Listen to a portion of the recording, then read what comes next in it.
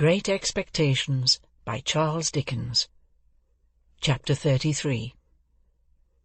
In her furred travelling dress, Estella seemed more delicately beautiful than she had ever seemed yet, even in my eyes.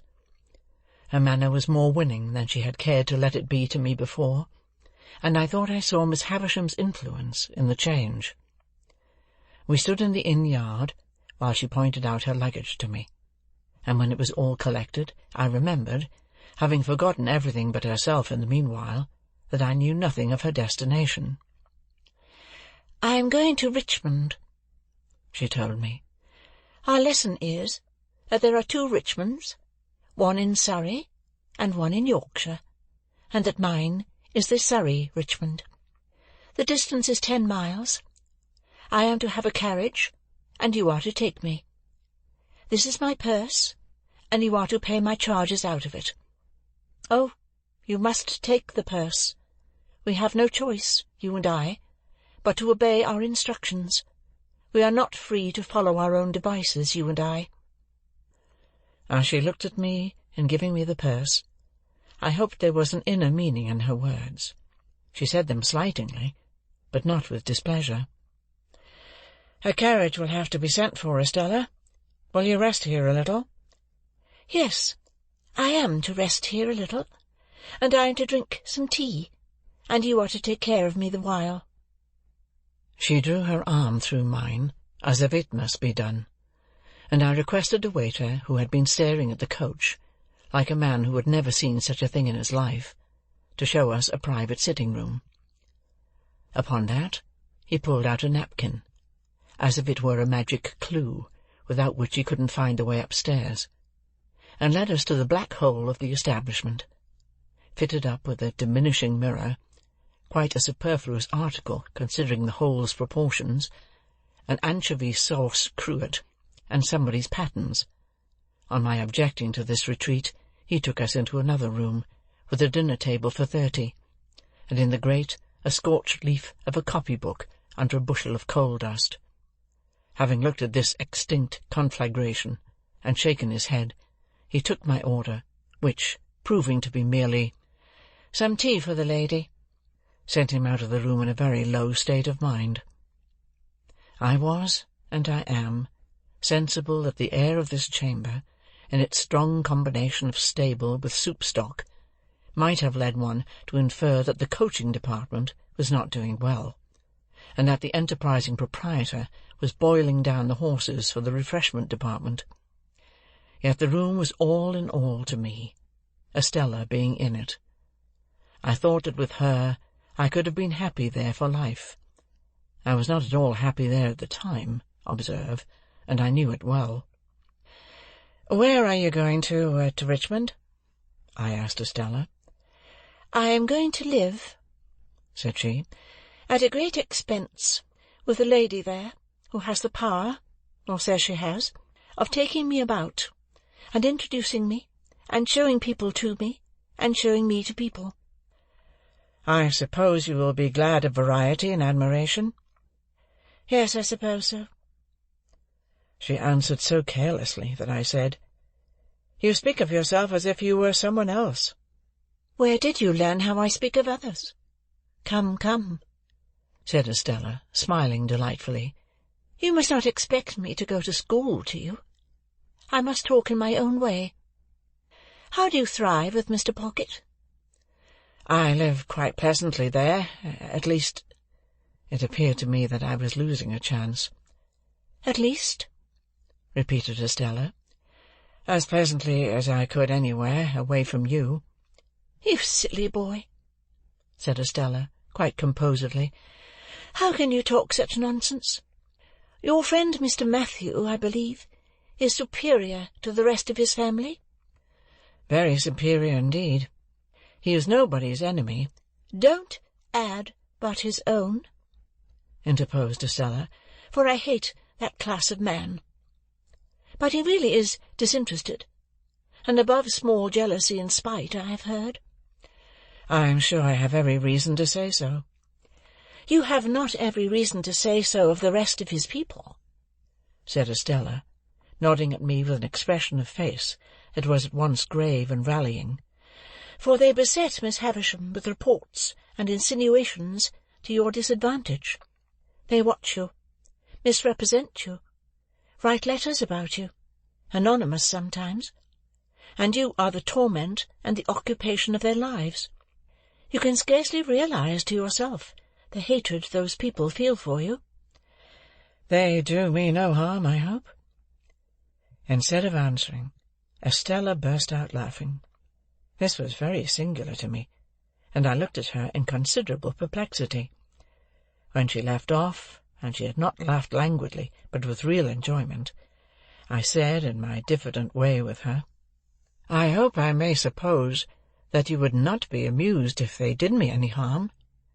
"No, no, you may be sure of that," said Estella. "You may be certain that I laugh because they fail. Oh, those people with Miss Havisham, and the tortures they undergo!" She laughed again, and even now, when she had told me why, her laughter was very singular to me, for I could not doubt its being genuine, and yet it seemed too much for the occasion. I thought there must really be something more here than I knew. She saw the thought in my mind, and answered it. "It is not easy for even you," said Estella, "to know what satisfaction it gives me to see those people thwarted, or what an enjoyable sense of the ridiculous I have when they are made ridiculous. For you were not brought up in that strange house from a mere baby. I was. You had not your little wits sharpened by their intriguing against you, suppressed and defenceless under the mask of sympathy and pity and what not, that is soft and soothing. I had. You did not gradually open your round childish eyes wider and wider to the discovery of that impostor of a woman who calculates her stores of peace of mind for when she wakes up in the night. I did." It was no laughing matter with Estella now, nor was she summoning these remembrances from any shallow place. I would not have been the cause of that look of hers for all my expectations in a heap. "Two things I can tell you," said Estella. "First, notwithstanding the proverb that constant dripping will wear away a stone, you may set your mind at rest that these people never will, never would, in 100 years, impair your ground with Miss Havisham in any particular, great or small. Second, I am beholden to you as the cause of their being so busy and so mean and vain, and there is my hand upon it." And she gave it me playfully, for her darker mood had been but momentary. I held it, and put it to my lips. "You ridiculous boy," said Estella. "Will you never take warning? Or do you kiss my hand on the same spirit in which I once let you kiss my cheek?"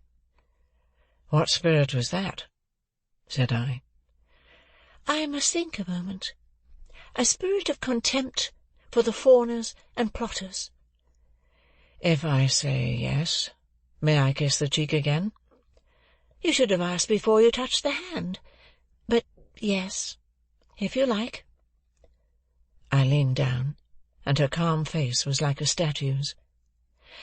"Now," said Estella, gliding away the instant I touched her cheek, "you are to take care that I have some tea, and you are to take me to Richmond." Her reverting to this tone, as if our association were forced upon us, and we were mere puppets, gave me pain, but everything in our intercourse did give me pain. Whatever her tone with me happened to be, I could put no trust in it, and build no hope on it. And yet I went on against trust and against hope. Were I repeated 1,000 times? So it always was. I rang for the tea, and the waiter, reappearing with his magic clue, brought in by degrees some 50 adjuncts to that refreshment, but of tea not a glimpse.